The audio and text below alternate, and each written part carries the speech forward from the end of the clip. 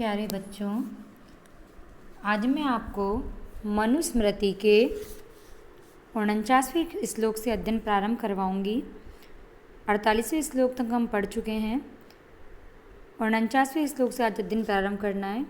तो मनु उपनयन संस्कार के बाद ब्रह्मचारी को किस प्रकार से भिक्षाटन के लिए जाना चाहिए, इसके बारे में वर्णन कर रहे थे। तो भिक्षाटन पर जाने के लिए बताया था कि वो अपने अभिष्ट दंड को लेकर के सूर्य को नमस्कार करके और अग्नि की प्रदक्षिणा करके यथाविधि भिक्षाचरण के लिए जाए। उसके बाद मनु क्या कहते हैं वो इस श्लोक में है, भवत पूर्वम चरेत वेक्षम उपनीतो द्विजोत्तम है, भवन मध्यम तु राजन्यो वैश्यस्तु भवत उत्तरम। देखिए मनु इस श्लोक में क्या कहते हैं कि भिक्षाटन के समय ब्रह्मचारी को कैसा संबोधन किसके लिए करना चाहिए, इसका वर्णन करते हुए कहते हैं उपनीत है। उपनीतो यानी कि उपनयन संस्कार किया हुआ, द्विजोत्तम है। उपनयन संस्कार किया हुआ द्विजोत्तम है। द्विजोत्तम यानी कि उत्तम ब्राह्मण या उत्तम द्विज। भवत पूर्वम यानी भवत शब्द का पहले, भवत शब्द का पहले। फिर आता है राजन्य तु, और राजन्य यानी कि क्षत्रिय वर्ण। भवत मध्यम, भवत शब्द का मध्य में, तथा वैश्यस्तु और वैश्य वर्ण। भवत उत्तरम, भवत शब्द का उत्तरम यानी कि अंत में। अंत में भिक्षम चरेत, अंत में उच्चारण करके भिक्षम चरेत भिक्षाचरण के लिए मतलब भिक्षाचरण करे या भिक्षाचरण के लिए प्रस्थान करे। यानी कि जो ये तीनों वर्ण जब भिक्षाचरण के लिए जाए तो ब्राह्मण वर्ण सर्वप्रथम भव शब्द का प्रयोग करे और क्षत्रिय वर्ण भवत शब्द का मध्य में प्रयोग करे और वैश्य वर्ण भवत शब्द का उत्तरम यानी कि अंत में प्रयोग करे। यानी कि किसी से भी भिक्षा मांगने से पहले ब्रह्मचारी वर्ण को भव शब्द सबसे पहले लगाना चाहिए और क्षत्रिय वर्ण को भव शब्द मध्य में लगाना चाहिए और वैश्य वर्ण को भव शब्द उत्तर यानी कि अंत में लगाना चाहिए। एक बार और सुन लीजिए इस श्लोक को।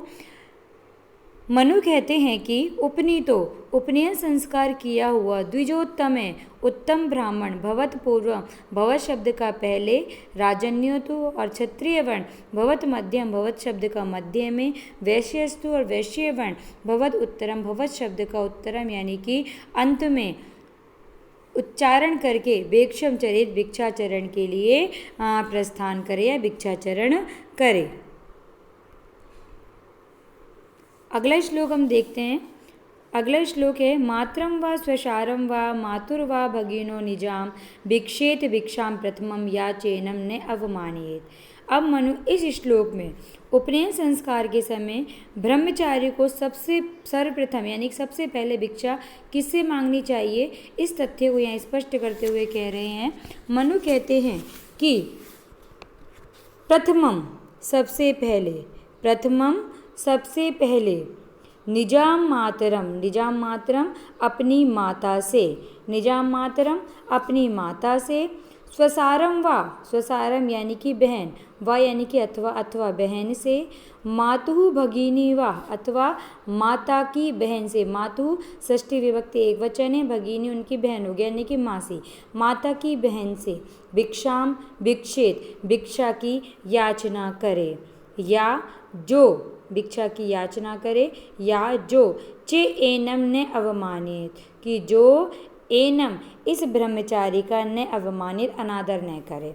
यानी कि सर्वप्रथम ब्रह्मचारी वर्ण को भिक्षा के लिए सर्वप्रथम अपनी माता से भिक्षा मांगनी चाहिए, फिर स्वसारम अपनी बहन से यानी कि माता ना हो तो बहन से, और दोनों अगर ये उपस्थित ना हो तो माता की बहन से।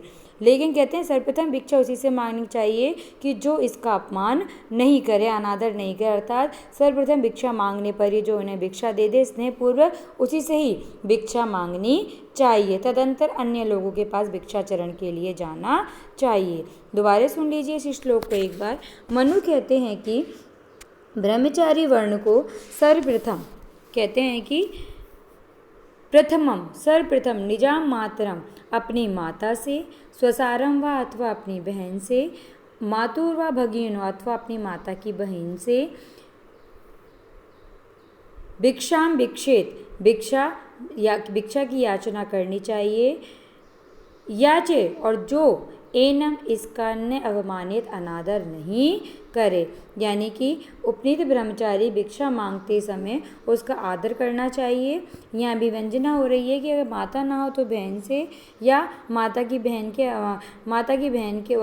माता और बहन दोनों के अभाव में मौसी से, यानी कि माता की बहन से भिक्षा मांगनी चाहिए। अगला श्लोक हम देखते हैं, मनु क्या कहते हैं अगले श्लोक में।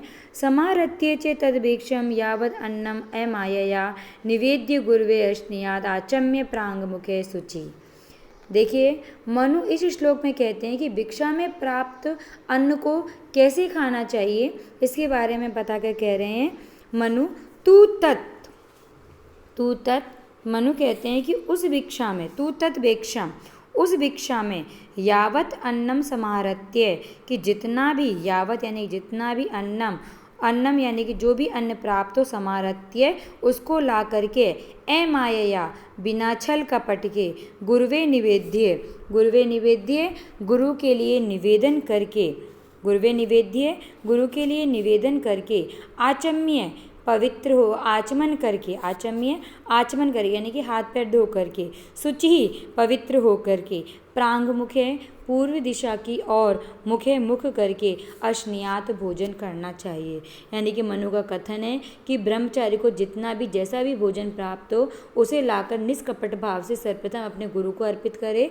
तत्पश्चात ही गुरु को अर्पित करने के बाद में गुरु से निवेदन करके, आचमन करके, पवित्र होकर पूर्व दिशा की ओर मुख करके भोजन ग्रहण करना चाहिए।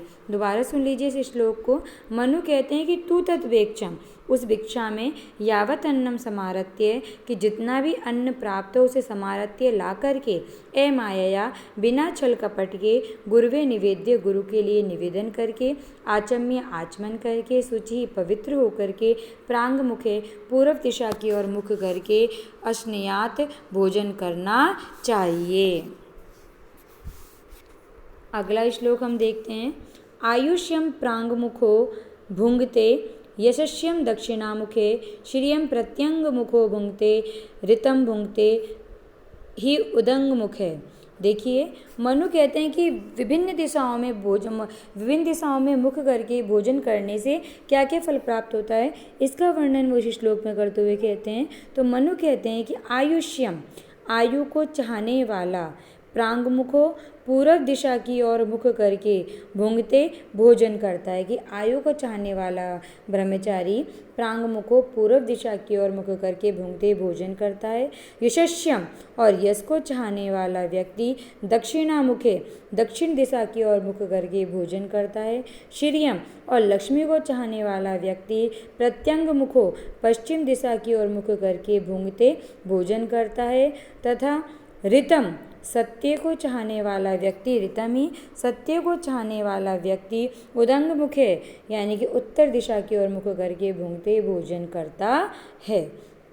देखिए, अलग अलग दिशाओं के अलग अलग फल बताए गए हैं कि जो व्यक्ति आयु को प्राप्त करना चाहता है, दीर्घायु चाहता है, उसको पूर्व दिशा की ओर मुख करके वो भोजन करता है। जो व्यक्ति यश चाहता है वो दक्षिण दिशा की ओर मुख करके भोजन करता है। जो व्यक्ति लक्ष्मी चाहता है यानी धन धान्य चाहता है वो पश्चिम दिशा की ओर मुख करके भोजन करता है। और जो व्यक्ति ऋतम सत्य को चाहता है वो उत्तर दिशा की ओर मुख करके भोजन करता है। तो दोबारा सुन लीजिए इस श्लोक को एक बार। मनु कहते हैं कि मनु कहते हैं आयुष्यम, दीर्घायु को चाहने वाला व्यक्ति प्रांग मुखो पूर्व दिशा की ओर मुख करके भुंगते भोजन करता है। यशस्वी, यश को चाहने वाला व्यक्ति दक्षिणामुखे दक्षिण दिशा की ओर मुख करके भोजन करता है। श्रियम, लक्ष्मी अर्थात धन्य धान्य को चाहने वाला व्यक्ति प्रत्यंग मुखो पश्चिम दिशा की ओर मुख करके भुंगते भोजन करता है। ऋतम, और सत्य को चाहने वाला व्यक्ति उदंग मुखे उत्तर दिशा की ओर मुख करके भोजन करता है। अगला श्लोक हम देखते हैं। मनु क्या कहते हैं। उपस्पृश्य द्विजो नित्यम अन्यम अद्यात समाहिते भुक्त्वा च उपस्पृशेत सम्यक अद्भि खानी च संस्पृशेत। मनु कहते हैं इसमें कि भोजन के पश्चात अलग अलग वर्ण को किस प्रकार आचमन करना चाहिए। तो मनु कहते हैं कि द्विजः नित्यम, कि द्विज ब्रह्मचारी को नित्यम नित्य ही उपस्पृश्य यानी कि आचमन करके, उपस्पृश्य यानी कि आचमन करके, यानी कि द्विज ब्रह्मचारी को